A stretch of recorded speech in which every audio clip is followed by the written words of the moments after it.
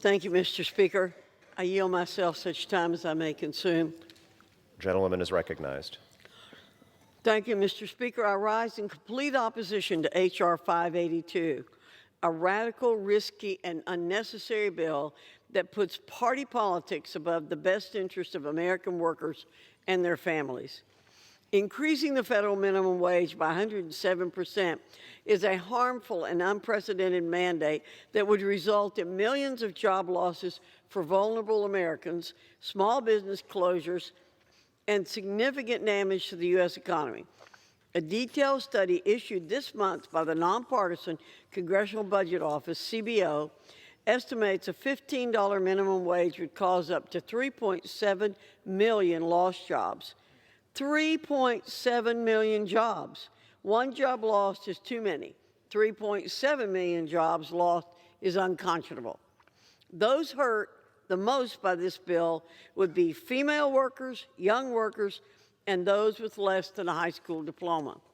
In our committee earlier this year, we heard testimony from Ms. Simone Barone, a restaurant worker from Seattle, Washington, where the minimum wage has already been raised to $15 per hour. Simone said that after the city of Seattle raised the minimum wage, her employer moved her from standard tip line to a service charge model, which resulted in her taking home less pay. Small businesses will also suffer if this far-left policy is implemented. Without the cash reserves or profit margins to absorb the increase in labor costs, small businesses will have a choice of several bad options. Among their choices are laying off workers, raising prices on their customers, replacing workers with robots, or going out of business. The National Federation of Independent Business estimates that businesses with fewer than 500 employees will account for 57% of job losses, and businesses with fewer than 100 employees will account for 43% of job losses.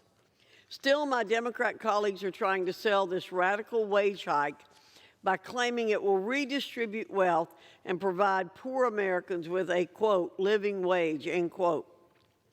Yet the CBO predicts that by 2025, there will be a $9 million net reduction in family income resulting from a $15 minimum wage. This so-called raise would reduce pay for many American families. Let's not forget, the U.S. economy is booming, and lesser skilled workers are benefiting. Earlier this month, the Wall Street Journal reported that wages are rising at the fastest rate in a decade for lower skilled workers, and unemployment among less educated Americans and minorities is near a record low. And we know from the latest jobs report that pro-growth policies like the Republican Tax Cuts and Jobs Act and eliminating unnecessary regulations are raising wages, adding jobs, and reducing unemployment.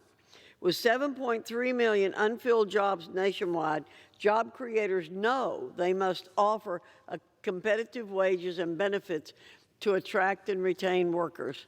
So it is bewildering that Democrats refuse to acknowledge or celebrate the victories of our present economy and continue to call for socialist policies.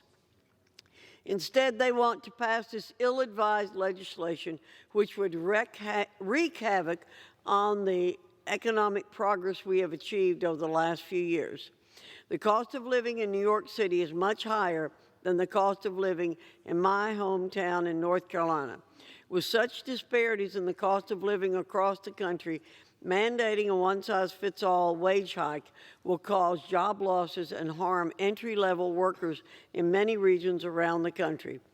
Even President Obama's former chairman of economic advisors, Alan Krueger, argued in October 2015 that raising the minimum wage to $15 would put us in uncharted waters and risk undesirable and unintended consequences. H.R. 582 is deeply irresponsible. Workers, families, small businesses, and the U.S. economy will suffer as a direct result of this drastic mandate. Mr. Speaker, I reserve the balance of my time.